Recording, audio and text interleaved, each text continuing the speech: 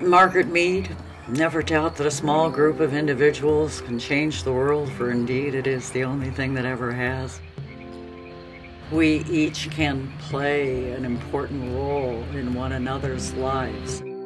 What I found when I was sharing it with friends and family is that all of a sudden it wasn't some kind of a boring history, it was something that they identified as their own. They were able to own all of the history, for better and for worse, with a refreshed perspective on our current state of affairs. I think that we can look to history to find where we've lost our way. A man once said that if we don't learn our history, we will be doomed to never repeat it. What I've found is some key points in the development of Western history that historians appear to be in agreement about. We have been a bit stuck in the mud. And I hear people all over the world asking the same questions. How can we move from where we are to where we can see we'd like to be? And I think those are the keys to movement.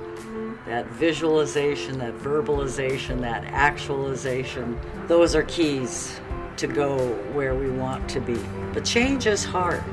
Our attention gets stuck in cycles because it's what it knows and it's where it has spent its time. It's a powerful instrument of our mind that we have not been educated to understand. Helen Palmer called it our eternal observer. It's whatever it's focused upon or captured by. And once really the power of that is realized, one begins to be much more careful and fastidious about where one places one's attention and for how long.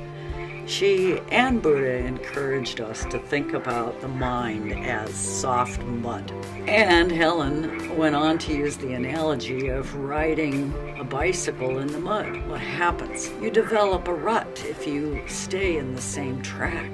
And it gets harder and harder the deeper the rut is to turn out of that track. So that's what's happening in our minds. And because we've not had a roadmap of how to use our minds, we have roadmaps for our cars, roadmaps to get from here to there. But how to use our minds is a different subject. And I think that's where the Western world has some catching up to do.